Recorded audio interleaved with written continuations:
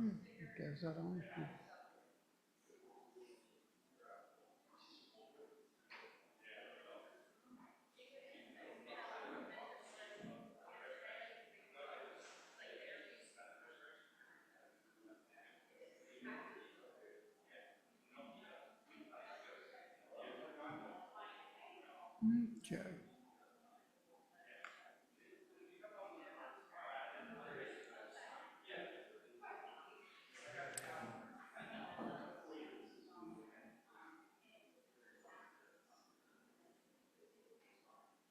Okay, I'm filling in here for Brother Jacob for this Sunday, so just a one class here. We're going to actually continue the discussion we had a couple weeks ago on decision making, and we were looking at Abraham and Sarah in their decision making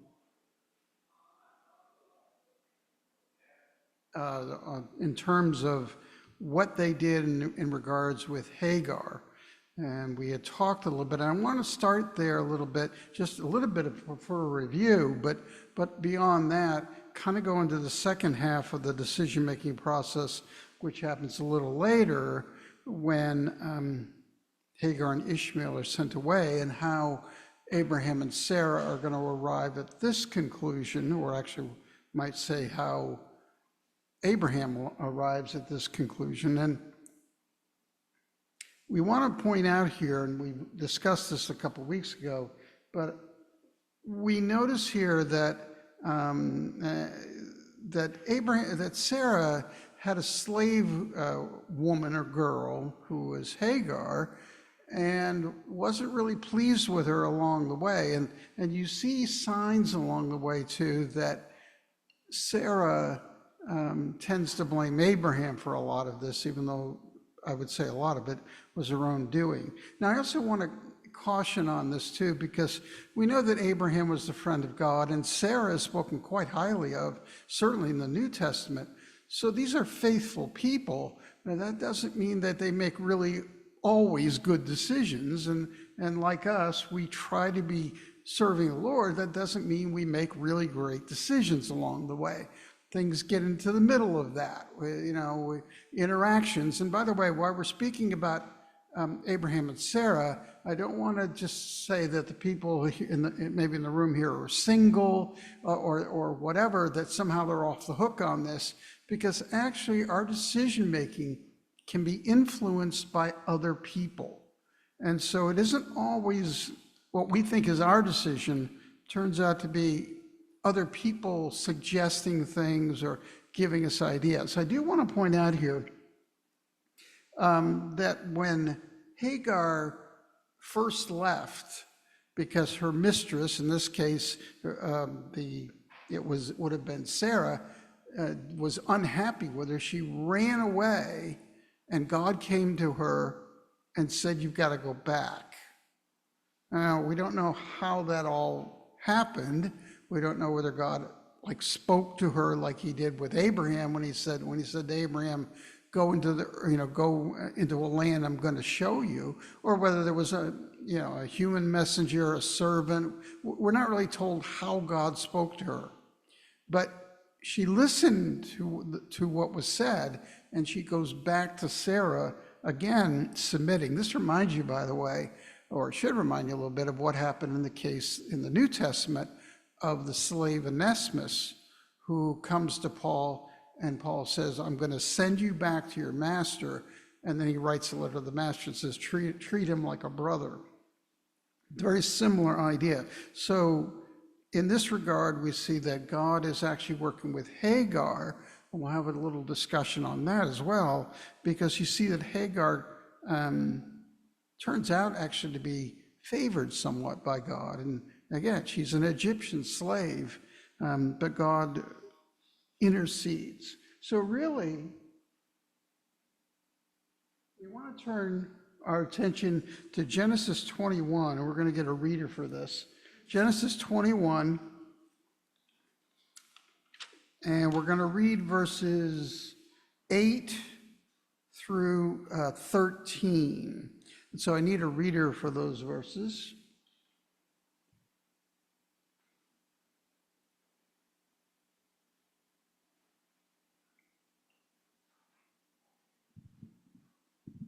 Genesis 21, 8-13. Yep. And the child grew and was weaned, and Abraham made a great feast on the day that Isaac was weaned. But Sarah saw the son of Hagar, the Egyptian, whom she had borne to Abraham, laughing. So she said to Abraham, "Cast out the slave woman with her son, for the son of the slave woman shall not be heir with my son Isaac." And the thing was very displeasing to Abraham on the account of his son. But God said to Abraham, "Be not displeased because of the boy and because of your slave woman. Whatever Sarah says to do, do as she tells you. For though Isaac shall your offspring be named, for through Isaac shall your offspring be named." So when we look at these, I want to actually, we read these stories and it's interesting. I've read this story many times, and until you actually slow down in your reading, you sometimes don't see certain things that jump out in the text here, like we're going to hopefully discuss here in a little bit. The first question you see up on the board there is whether Sarah is justified in having Hagar and Ishmael leave. In other words, is this a rational decision or an emotional decision? And this comes into play actually in our lives quite a bit. How much of our decision making is rational, although there's an argument out there in the, certainly what I used to be in the investment community, that all people are irrational, that we make bad decisions, in this case with money, but in other aspects of our lives we're very irrational, not very logical on what we do. But the other question is, how emotional is this decision that Sarah is? So let me just open it up to the group. Do we think that this is an emotional reaction by Sarah, or is Sarah kind of justified in all this? Like, hey, he's going to come to Abraham and says, she's going to start talking about the inheritance. She's not talking about the fact that Hagar is mocking her. In fact, even Ishmael would mock her son. So what do we think? This is a rational or irrational? Well, first let's take a little group vote. How many people think this is a rational decision that Sarah's going to come to Abraham and say, hey, her and her son, they got to go? Show of hands. Everyone thinks they're rational. How many people think it's an emotional decision? Yeah, I tend to agree here. This is quite emotional because Sarah has a son, of course, now, and Isaac, but she's not real happy. And this is a problem, I think, in life in general, that if we make emotional, well, let me back up a second. And this is a harder question. When Eve took of the fruit, was that a rational decision or was that an emotional decision in your mind? How many say rational? Anyone? How many say emotional? Okay. Now, I'm going to quote something from a TV show, and you might laugh at it, but I think it has some interesting points. So in this TV show, it's called Seinfeld, one of the characters, George, says, "It's not a lie if you believe it." And that's a really interesting line. It's not a lie if you believe. Did Eve think that what the serpent said was a lie? No, she believed it. She said, well, that must be true. If I eat this fruit, we'll be like the gods, and we'll be, it's not a lie to me. I'm going to do it. It's not wrong. Now, obviously, Adam knew it was wrong. That's a whole other story there. But when Sarah comes, she's going to present an argument to Abraham that's about the inheritance. So let's talk a little, first of all, let's talk about timelines here. How old do we think that Isaac is at this point? Because we read in there that the child was weaned in verse 8. So how old do we think that Isaac might be? What did I see? 2, 3, something along those lines. If we follow the pattern of when Hagar was first going to be introduced to Abraham to have children by the idea that Sarah promotes, that would say that it was the child of Ishmael would have been about 14 years old, a young teenager. And so Sarah is going to come and present this whole argument about the inheritance. So what was, under biblical times, if a person had children, if a man had a child as a concubine, which was called a slave wife in this case, what rights did the concubine have in terms of inheritance? It's a fair question to ask. Some, none. What responsibilities did Abraham have towards Ishmael? Randy, you had something? Well, we know that Jacob's concubines had equal inheritance to his sons. Yeah. Anyone else on this? I always saw that as sort of grace extended by whoever the father was. I don't see any support of anything that says, literally written down, that they were entitled to anything. And just the fact that he could consider, sending Hagar away basically with nothing, kind of would support that. But by the way, when Sarah comes to Abraham and says, take my slave Hagar, what was the reason she was telling him to do that? What was the reason for that? Under her thinking, what's the reason? Walter? Because there's a reason behind why Sarah said, take Hagar. And I was going to say that the whole point of all of this was to have a designated heir. This is the person I plan to be the inheritor. So whether you worry about laws or not, that was the intent and plan. So he had full expectation, I'm going to inherit all of my father's goods and wealth and titles. Yeah, I mean, if you look at it, and from her standpoint, she's saying, okay, look, I'm getting older here, you're getting older, Abraham. The Lord has restrained me from having children, so let's get Hagar involved here. Let's have an heir, like God promised, let's have an heir. And now she's going to argue here, years later, about 14 years later or so, she's going to argue against this whole idea now. She's going to say, hey, this inheritance thing, that belongs to Isaac now. In other words, she's on her first decision making with Abraham, she says, hey, great idea, we'll have an heir, and everything is going well until Isaac shows up.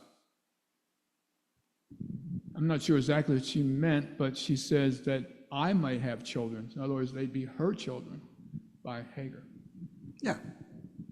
Now, if we look at this, I would argue here that if we're talking inheritance, it is rational for her to say to Abraham, look, there's only one heir, and that heir is Isaac. And I don't want any interference at all from Ishmael and all this other. I'm saying we need to solve this right now. Understand that this whole decision-making starts with Sarah. Now, as I was coming a couple weeks ago, this idea, and it's actually true even today, the old slogan, happy wife, happy life. In other words, Abraham saying, it says in the first decision-making, he pushes it off Sarah, do whatever you want. Send her away, I'm out of it. As long as you're happy, I'm happy. And so the decision-making is pushed off in the first scene. This particular case, though, is coming to Abraham to make a decision. He can't turn around to Sarah and say, well, you decide. No. This is a whole different matter now. Abraham's not able to kind of defer the decision to his wife. And so this is a big area. And by the way, we do this in all life. We're talking about married couples here, but even in our own lives, single people, us growing up, we would be influenced in our decisions by other people. Where you should go to school, what job you should get, what you should do, this, that, the other. Parents might come to you and say, you should do X, Y, and Z. And you say, well, I don't know, whatever.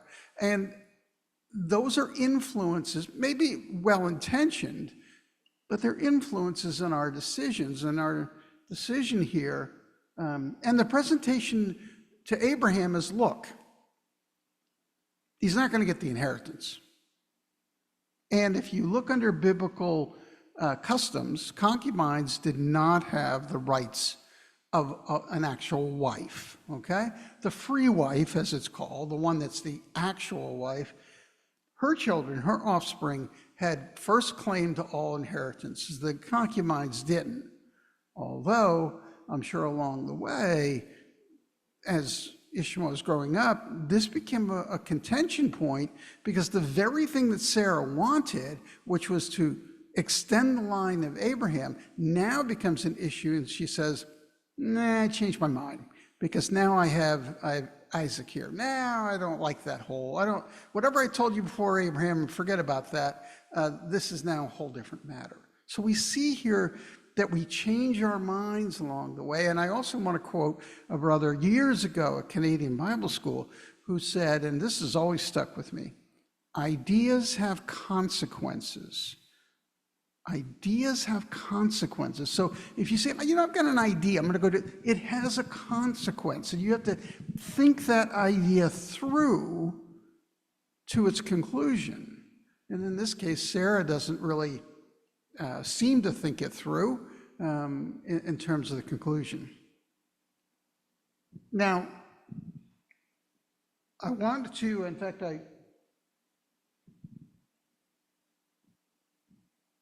I want to skip, before we get to that second bullet point. I'm sorry. All right. What's kind of interesting in the whole big picture is they kind of ignored what God had already said. It's not some Eliezer, you're not going to get there. This heir is coming from Abraham and Sarah. It's already been determined by God where the heir in the family line is going to be. So it's kind of a mute argument they're having with themselves. All they have to do is remember what God said. All she had to say is, well, remember what God said? And that should have been the end of it, but it wasn't. So this is a lack of faith somewhere in here. Certainly in Sarah's part to introduce the idea, and then Abraham's part. And we don't know how long before Abraham, agreed to her request to have a child through Hagar. But nonetheless, her argument was, hey, we're getting up there in years, and we're not going to have children, and that's it. We got to do this. This is the only solution that they see. Or in this case, Abraham's going to agree to his wife. This also comes up in the Bible a lot. What was the curse put upon Adam? Because you've hearkened to the voice of your wife, this is what I'm going to do. And so this idea, I'm not demeaning wives in this case. What I'm saying is that the husband makes the decision ultimately for the family. And so if the husband just defers the decision, if I say to my wife, do whatever you want, that's still my decision. And if she makes a poor decision, it's still my fault. Of course, the fault lies with the husband in the end. I mean, that sounds fair, but that's what happens here. God's saying to the man, you're the head of the marriage. You decide, you make the decision. Sorry, real quick. It is interesting, though, that God says to Abraham, be not displeased because of the boy and because of your slave woman. Whatever Sarah says to do as she tells you. And then he continues to say, but through Isaac, the line will come. That's right. That is exactly what it says there. I kind of wonder if this wasn't just a little bit of a, I hate to say power struggle, but like when you look at the timeline, this whole thing has happened after the whole thing with Abimelech and she's my sister and all that. So now you've probably got some rumors too about who is Isaac's father, right? I don't know what the timeline was on that. And then you have Ishmael mocking. I almost wonder if it's like, look, you've put me in this situation. Now you're going to make it easier for me kind of thing. Right. Well, there is the situation with, again, I can't stress it enough. Sarah creates this situation. Okay, I mean, Sarah's the one that came up with this idea, and now she's about to face the consequences of those ideas. I do want to point out something that I find quite interesting, though. Notice in verse 10, it's talking about the bondwoman, about Hagar.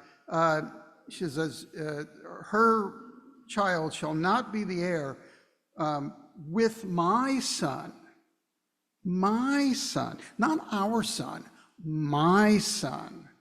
And this is a very interesting phrase here. What do you think? Now, words are important. What couples say to each other, what people say to us, words matter. And so when she says to Abraham, my son, what do you think what would come to mind for Abraham when he's told by God to go sacrifice Isaac? You think he went and told Sarah, hey, here's what the Lord wants me to do. He wants me to kill Isaac. And she would say, that is my son. She may be making the distinction between Hagar and Isaac, but she's saying it's not our son would sound quite more better. Abraham, this is our son that we had together. Instead, she says, my son. Comments on that? Do you feel like that's just a slip of the tongue, or she's being very intentional when she stresses my son?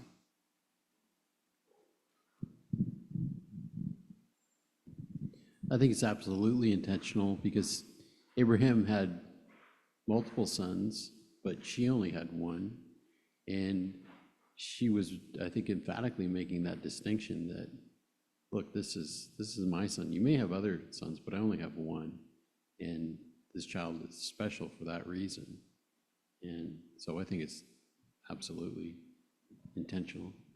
Yeah.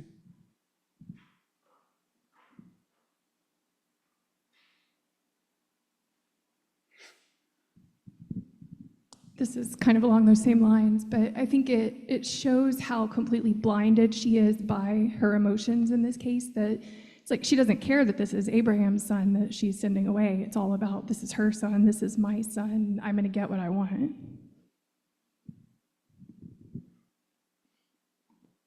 Part of the lesson here, of course, we're trying to drive here, is that things that you say to anyone, or decisions you make, you may face down the road, how do they put it? An unintended consequence. Like, oh, I now see where I am now, and that's not where I wanted to be. And it may have been that this mocking was very much about the inheritance.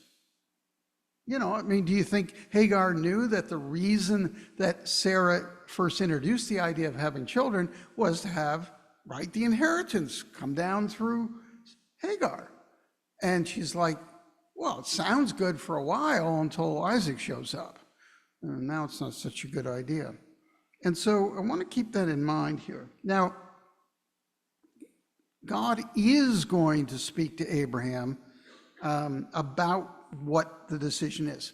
If you read the text, here's the question. Did Abraham pray to God about this decision? What to do with Hagar and Ishmael? What do we think the text is telling us? Did he pray to God about it? Text isn't quite that obvious, but let me give show of hands. May it also, go ahead, Randy. I'll venture out. I'll say no, he did not. Okay. Let's just how many people think that Abraham prayed to God about this decision? Okay. How many people think that he didn't pray to God about this decision? And I'll tell you why I vote this way. I submit to you that Abraham didn't know quite what to ask God for. That he's not sure what the right decision is here. I mean, think about this. He's had Ishmael now, 14 years. He's growing into a young man, and the decision before him is to send him away, and Hagar also, out into the wilderness, just out in the world, alone. And what does he pray to God for? Does he say, and by the way, that word grievous, also means anxious. I sense from the text here that God saw that this was a tough decision on Abraham's part, and that God came to him before he even prayed and said, hey, look, I see you're concerned with this. Go ahead and do what Sarah says. In this case, let them go. I'll take care of them. Let them leave.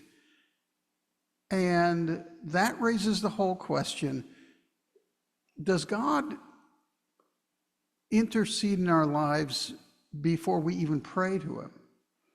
Does God see our thoughts and our intentions and says, I need to, this person hasn't even prayed to me about the decision. I'm going to intercede on their behalf and say, you should do this, or you should. Now, God doesn't speak to us directly except through the book that before us.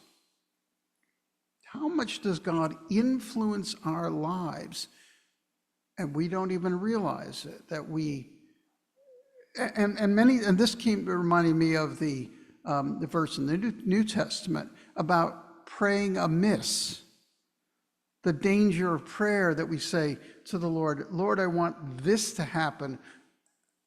And then it's not the Lord's intention. Now, we always are careful to say, whatever you want, Lord, you do.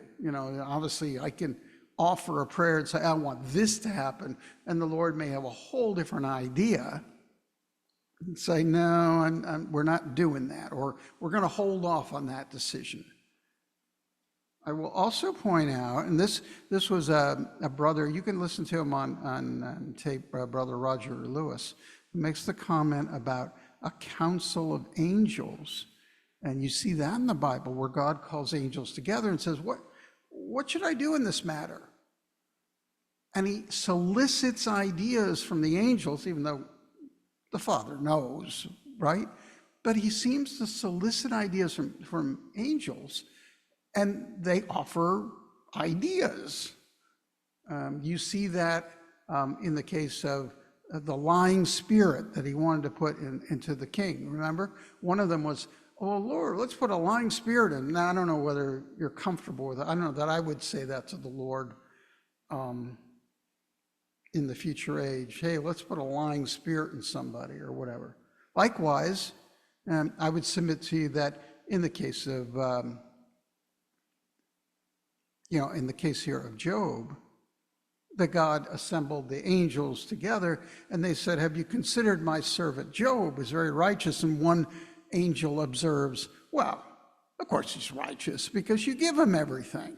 If you took it all away, he wouldn't be so righteous. He wouldn't be so happy with you. And the Lord says, well, go ahead and make that happen. Now, don't kill him, but go ahead and let's play that out a little bit. You think that's true, that this man would not obey. So I guess my question here is, when we pray to God with a certain idea in mind, how much of that is God saying yes or no or wait, or that the Father, will make his own decision in his own time? I mean, have you ever prayed to God and say, I really don't know what to do here. I don't know what the right thing is to do. I think I know what the right thing to do is, but I'm not 100% sure.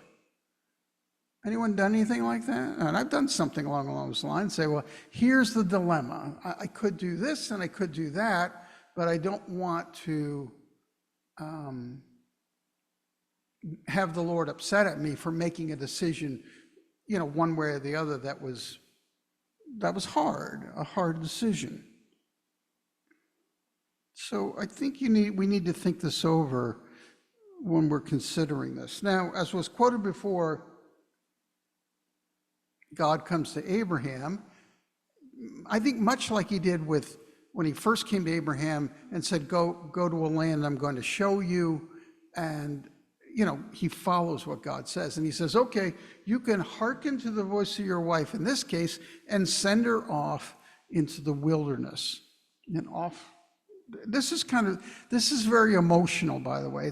It's not really, Abraham's got to tell Sarah, or tell Hagar, okay, here's some food, here's some water, take you and your son Ishmael and leave. how good does Abraham feel about them? This is, now God's telling me to do it, but it's still very emotional in what he's doing. One thing that I guess you're just starting to bring out is that Abraham loved Ishmael. He was his son. Yeah. He didn't think any less of him.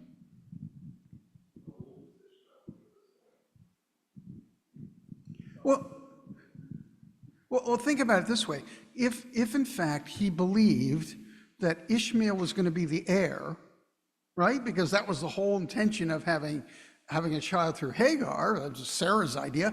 Hey, if this is my heir, then I need to take care of him, right? I need to train him and show him the ways of God and all the other. Yeah, I think there's a close relationship there. I think that Ishmael and Abraham, had a father-son relationship. And so to send him away, it doesn't feel good. Well, I know that God directs it, of course, but Abraham knows that God wants this to happen, but it's still a very emotional thing to say goodbye to him.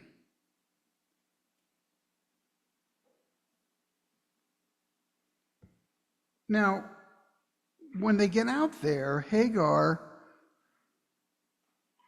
sees that her son is dying from thirst and all. And she lays him next to a tree or a bush, and she goes some distance and sits down and starts to cry because she knows that it's pretty apparent Ishmael, in her mind, is going to die. And Abraham had sent them away.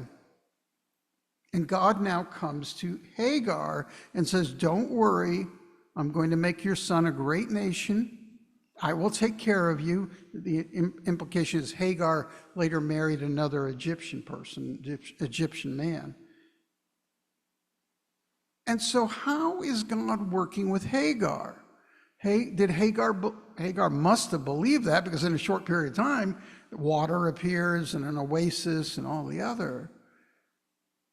How much in this situation do we think that Hagar is being watched over by God as well? How guilty, if you will, is Hagar in all of this? At all? She's a slave wife. She's being told what to do. Sarah says, do this, she does that. Abraham says, do this, she does that. The decisions, though, are very much affecting her life. Was God working with her? Does God work with people close to us? People that may not accept the Lord right away anyway. How much does God intercede in the lives of people in general? How did we come into the truth? How did God intercede? What did he do to bring us or draw people to him? Like Jesus says, my Father would draw people to him. How did that actually happen? And we don't know here, we don't have Hagar. Well, we have Hagar mentioned in the New Testament, but the question is whether Hagar was righteous in obeying. Do we feel good about Hagar? Do we feel like she's just a Gentile woman who was a slave and, oh, well, Sorry, I'm dominating, but in chapter 17, when the angel tells Abraham that Sarah will have a child, he says in verse 18, oh, that Ishmael might live before thee. And then God says, as for Ishmael, I have heard you. I have blessed him, and I will make him fruitful and multiply him exceedingly. 12 princes shall he beget, and I will make him a great nation. But my covenant will be with Isaac, who Sarah will bear to you at this time next year. So even before this, Abraham had wanted Ishmael to be blessed and to walk before God because he was his son. And God said, I will look after Ishmael. So God is taking care of Hagar and Ishmael in this regard. By the way, I want to turn to a reference here. Genesis 25 and verse 6. Why don't we have I found this verse to be interesting. Let's turn over there and have a reader for that. Genesis 25 and verse 6.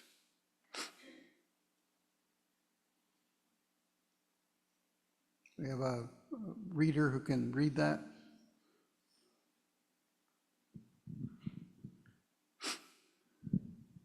And Sarah said, God hath made me to laugh, so that all that hear will laugh with me. No. Genesis 25, 6. Sorry.